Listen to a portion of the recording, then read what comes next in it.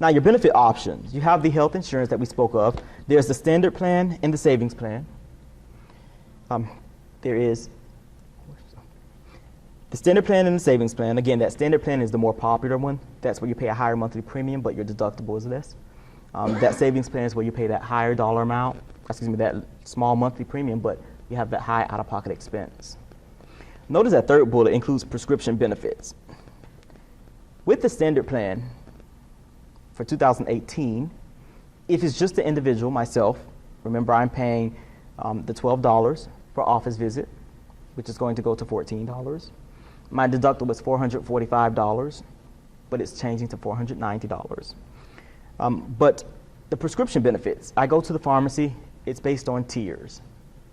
Generic, preferred, non-preferred. You have that fee schedule for the medication. It does not count towards your deductible.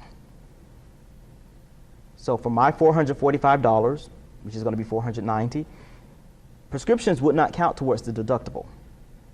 However, if I had that savings plan, my deductible is $3,600. So in that case, I will pay for the medication, and that will count towards my deductible. Okay. So that is something to be mindful of when it comes to a difference with the standard and savings plan as far as prescription. But they both include the benefits. That insurance summary is going to reference that quite a bit. I see most of you actually have this document, but this presentation references it quite a bit. Page 2 for more information about that. That TRICARE supplement plan, we do offer that. It's not really a PEBA product. It's sponsored through GEA, but it is TRICARE supplement. It is supplement to TRICARE. So for those that are military personnel, be sure that you are enrolled in TRICARE before enrolling into the TRICARE supplement, because we don't verify that. Okay.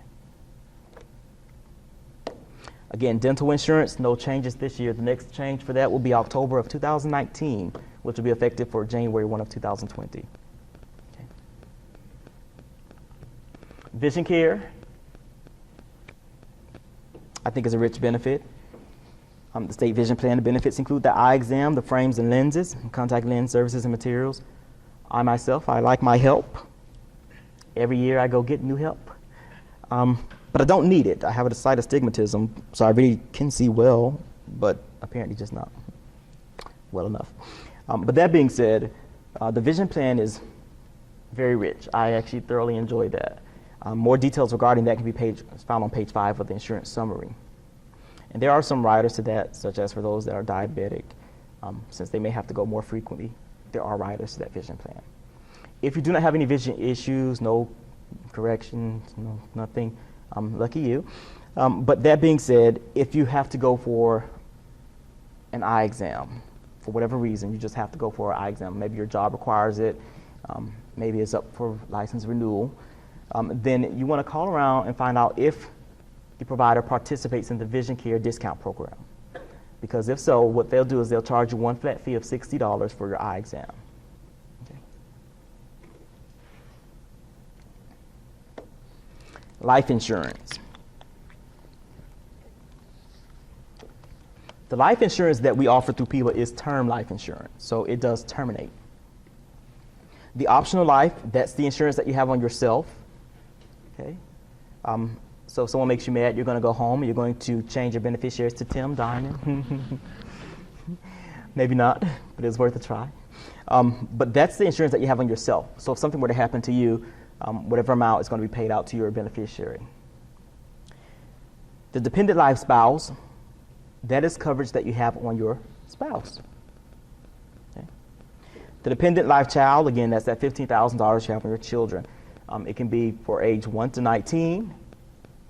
If they are a full-time student, it can continue to age 24. Okay? Or should I say through age 24.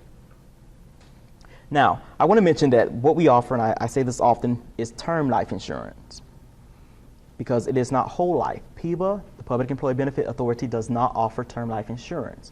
So we encourage you to go outside. Now, maybe your employer has some vendors that they trust or use, I don't know, but I encourage you to go outside and find whole life insurance. Okay. The term life insurance is great while you're actively working, particularly when you're young. The wiser you become, the more expensive it becomes.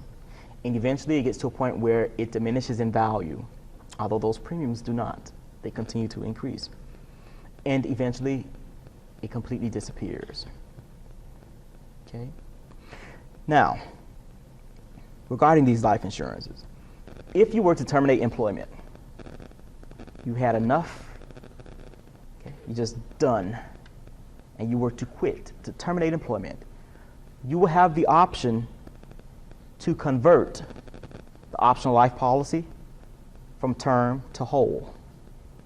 Now, granted, that will be expensive because it will be converting from term to whole life insurance.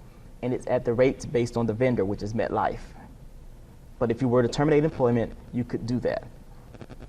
As far as dependent life spouse, same thing. You terminate employment, you could convert it to whole life. Again, rates at MetLife rates. If you retire, when you retire, you'll be presented with the option to obviously cancel it, but you can convert it to whole life, or you can continue it as term. And you actually have the option of doing both. So what a lot of people do is they may have the $150,000 worth of coverage and they retire. They may say, well, this is going to eventually go away. So I want to convert 10,000 of that to whole life. Since it's going to be expensive, they'll convert 10,000 of that to whole life, and they'll say, and I want to keep 50,000 worth of term. And as a retiree, you can do that.